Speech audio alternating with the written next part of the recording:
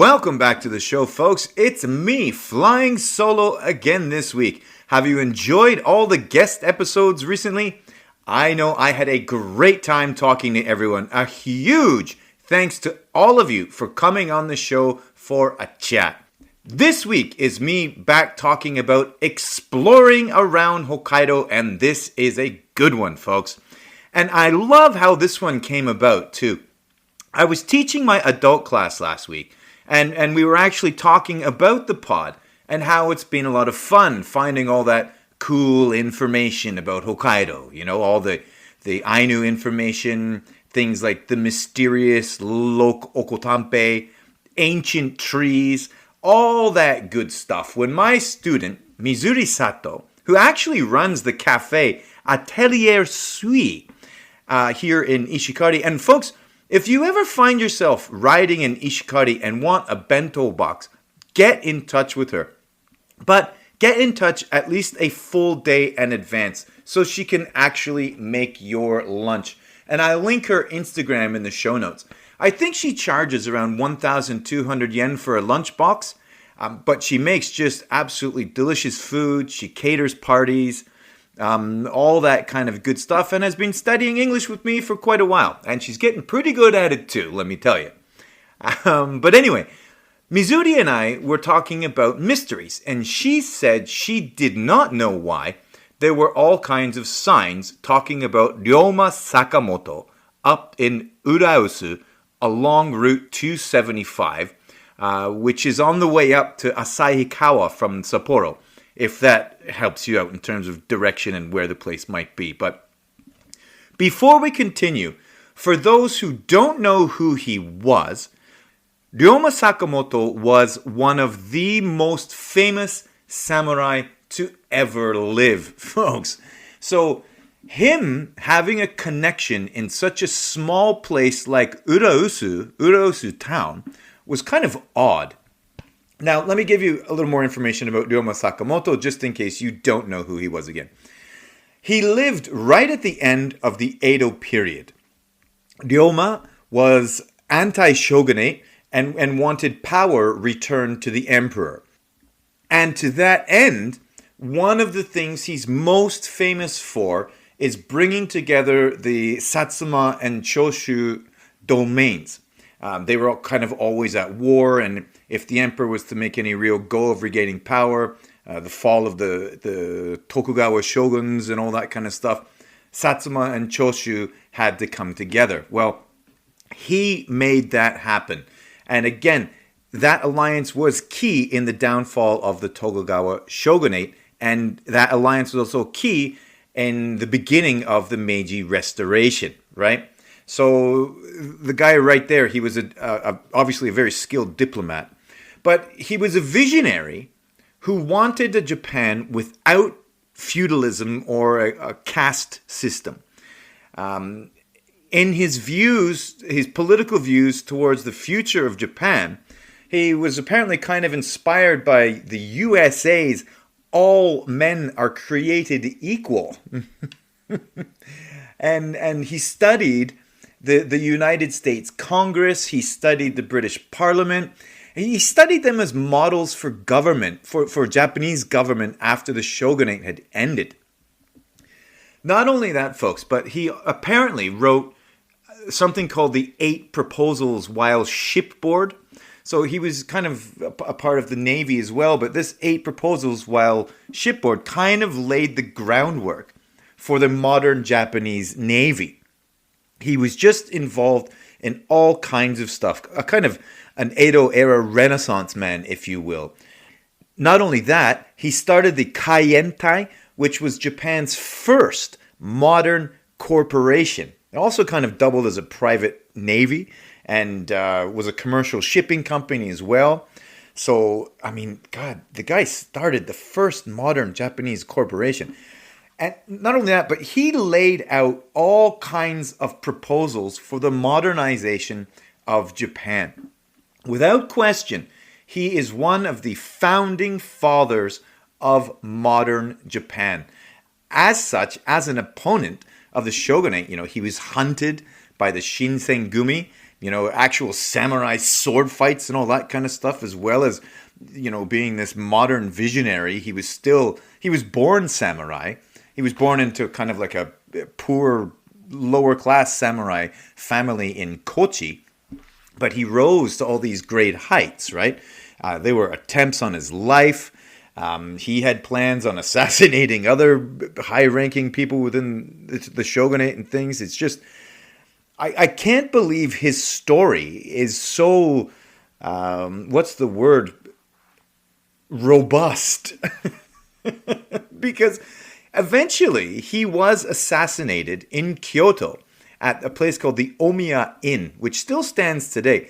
But at the time of his death, he was only 31 years old. Like, can you imagine having accomplished, can you believe he accomplished all those amazing things by the time he was just 31? I'm sure you've seen pictures of him. There's a very famous picture of him kind of casually leaning in his samurai robes, but I didn't realize until quite recently that one of the big parts that makes that picture so famous is that he's wearing Western leather shoes with his samurai garb. And that kind of just contributes to his legend that he was a product of the past, but he was very much so looking forward towards the future. So again, all of that at just 31 years old is incredible. So, I mean, obviously, having done all that, his legend is just huge here in Japan. Because of that legend, because of the times, because it was right at the end of the Edo era, which is very heavily romanticized, right? He's just all over movies, games, animation. The Kochi airport is named after him. There's a museum to him in Kochi. There's a museum dedicated to him in Hakodate. And that's there because Ryoma Sakamoto apparently had grand plans for Hokkaido. He thought it was a very important place for resources. He was most definitely right about that. And he thought it would be a good home for the newly masterless samurai. And he thought, all these jobless samurai now could take up farming and live a rural type life. That was his vision for this island. Now, unfortunately, Ryoma Sakamoto never actually made it to Hokkaido himself. He was assassinated. He had plans to come up, but he was actually assassinated just before his plans came to fruition, right? But his family did make it up to Hokkaido, and this is where the Urausu connection comes in. Now, his family kind of wanted to come up here and apparently were trying to fulfill his legacy of this casteless society where people are living this kind of rural life and all working together. And it's kind of impressive that his family decided to carry on with that prophecy, if you will. But here's a story of his family. His nephew, Nao Sakamoto, at some point was appointed a judge down in Hakodate. His other nephew, Naohiro Sakamoto, settled in Urausu and took up farming there, as well as missionary work. This is another big thing you find with the Sakamoto family. Not so much Ryoma, but his descendants, they were Christians. And what were they called? The Hokkosha? I think their Christian group was called the Hokkosha. So apparently this guy Naohiro, not only was he a farmer, but he would kind of travel throughout Hokkaido being an evangelist, right? Bringing God to the people. But it was really interesting. At one point, the other nephew, Nao Sakamoto, went and joined Naohiro in Urausu, which is quite the place because it's great for cycling. It's flat as a pancake. But even today, it's all farmland. And most of it's rice paddies. But it is very, very agricultural up there. But not only these two nephews, but also their children went on to very big things as well. And I was very surprised and impressed with just the impact the family has had on Hokkaido. Like, one of the children's name is Naomichi Sakamoto. He grows up in Urausu, and he went on to become the head of the European office of the South Manchurian Railroad. And apparently, just before World War II, he was being very noisy against Japan going to war with the US. He had political influence. Obviously, didn't have that much political influence, but he was important enough to have a say in whether the country went to war or not. Another one of these grandchildren, Yataro, he actually started the Sakamoto Trading Company in Kushiro, which was involved in forestry and all the natural resources in that area. Then there's this dude, Naoyuki Sakamoto. He was a rancher in Hiro Town, which is kind of central eastern Hokkaido. But not only was he a rancher, but he was a painter, and quite a well-renowned painter. But check this out, folks. You might, if you've spent any time in Japan, you might know this. Those of you who live here definitely know this. And I have a feeling after you hear this, you might go, oh, really? Maybe you won't. I don't know. But I found this absolutely fascinating. This Naoyuki Sakamoto, who is a painter, artist, as well as a rancher, he very famously designed the floral wrapping paper that the famous Hokkaido sweets company Rokkate uses. You know how Rokkate has the assortment boxes with all their flagship sweets in them? Well, they're wrapped in that kind of floral designed wrapping paper. So a descendant of Ryoma Sakamoto, the guy's named Naoyuki Sakamoto, actually designed that. So we still actually see his legacy in our day-to-day life up here in Hokkaido, all over Japan for that matter. So again, the impact that Ryoma's descendants had on Hokkaido were far and wide, even if he never actually got here himself. And this is what I found so fascinating about getting up there and actually exploring and digging into this connection that pretty much nobody knows about. I love this stuff. And if you've been following along with the podcast, you probably know that. Okay, so for those cyclists out there that are saying, okay, enough jibber jabber about this, how do I get there? Folks, Urausu. For me, coming from Ishikari, I just kind of zigzagged my way north through the farmlands of Ishikari and Tobetsu. I didn't even bother to put on my ride with GPS for this one because it's different every time.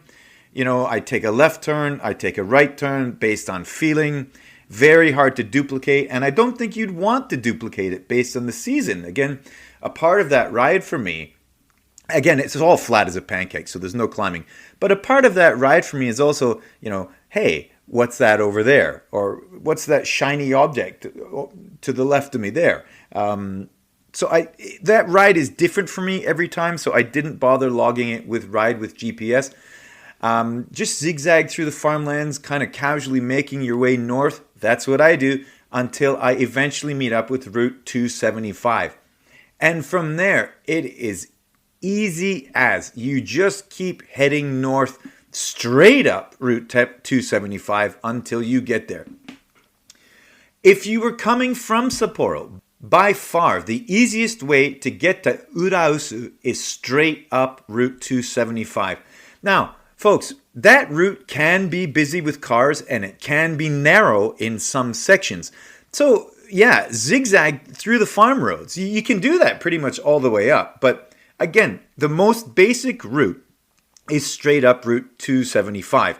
And in terms of distance, it's about 60 kilometers from Sapporo. Now, of course, folks, that depends on where in Sapporo you're starting from. It is a very big place, right? Again, it's flat, so it's not a difficult ride at all. And all the Ryoma Sakamoto stuff, his descendant stuff, is actually right on Route 275. The Sakamoto family gravestones are in the Suteki area of Urausu, and there's a sign right on Route 275 saying the graves are just 300 meters off the road. Now, be warned, all these signs, all these markers for his stuff are in Japanese. So maybe kind of look up his family kanji before you get there. Once you see that Sakamoto, you can find stuff pretty easily from there. But yeah, make sure you check out the kanji before you head up, because if you're not familiar with Japanese at all, you just ride right past it, right? It has no meaning for you. I thought it was pretty interesting to see the tombs, to see the graves where the Sakamoto family are interred, the descendants of Ryoma Sakamoto. I paid my respects at the graves. There's a sign marking where they are. There are two gravestones there where their ashes are interred. But, folks, maybe tomb walking isn't your thing. And if that's the case, there is also a small museum just up the road from the graves called the Urausu Town Local History Museum. And there is a huge sign out front saying Kita no Ryoma. Again, that is in Japanese, but the black and red on the sign are pretty striking, so it's kind of hard to miss that. The museum is right in behind the sign, which is right on the road. I mean, the sign's really big, and again, the striking colors of it, compared to the rest of the town, you kind of can't miss it. It's a free museum, so, of course I went in, and I will put the links in the show notes if you want to find it. There's a map and things like that. That'll all be in the show notes if you're interested in going and finding it yourself. Inside the museum is pretty small, and the museum is split into two halves. One half of it is dedicated to the town of Urausu. They have like the local wildlife, what life was like back in the past, important people that have come through, tools farmers have used in the past, scenes from the past, photos from the past. All that kind of good stuff you find in a very small local museum. The second half of that museum is dedicated to Ryoma Sakamoto, even though he never set foot in Hokkaido. But English speakers, also be warned, all of the information in that museum is only in Japanese. But hey, these days, that's not really that much of an obstacle. You just bust out that Google Translate and away you go, right? But all of it, all the information in there actually tells a pretty complete story of Ryoma and his descendants' lives in Urausu. Now, again, I know I've said Ryoma Sakamoto never actually made it into Hokkaido himself, but I guess take a look at it from this small town's point of view. I guess if you have someone that famous in your lineage, that's who you focus on, right? I mean, I think in Japanese history, I was reading today, Ryoma Sakamoto might be the second most searched for name in Japanese historical figures. I think he's like just behind Tokugawa Ieyasu. He's that level. The internet sees just millions and millions of searches for his name every year because he was just such an integral part of modern Japan becoming what it is today. A lot of what this country is was based on his ideas and his proposals. All before just 31 years old. Incredible. But hey, okay. If I was trying to draw tourists to Urausu, and if I was the town council, I would probably use Ryoma Sakamoto's name as well, right? But if you're looking for places to stay there, it is actually a nice area. Just past that museum is the Tsurunuma roadside station. You can get all kinds of good food in there. The ice cream looks very, very popular. There's yakitori sticks. It's a real nice road station to take a break. If you wanted to spend the night, right across the road from the road station is the Tsurunuma campsite. And folks, this is a beautiful campsite. There's boating, tennis, playgrounds, just lots and lots of stuff to do there. And the cheapest way to go is the 600 yen kind of first come, first serve camp area. And that's 600 yen for a tent, the biggest side of your tent being 5 meters or less, to pitch your tent in kind of the free area. I know they say free area. It's not free because it's 600 yen.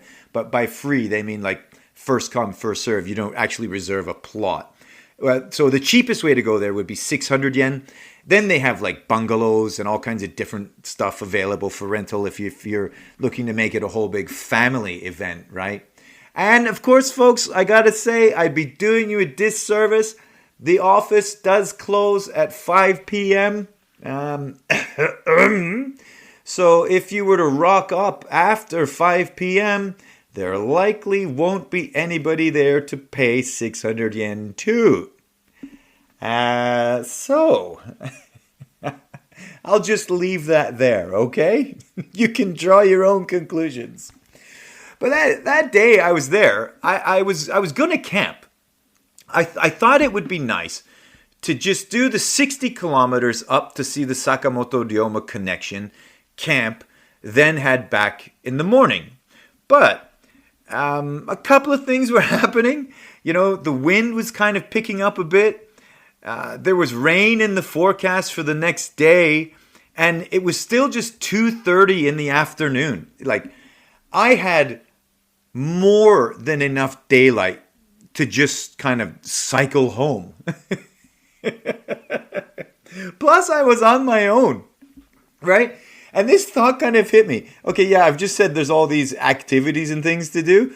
But I was on my own, and I kind of could not think of a sadder image of a middle-aged man pedaling around the lake in a swan boat.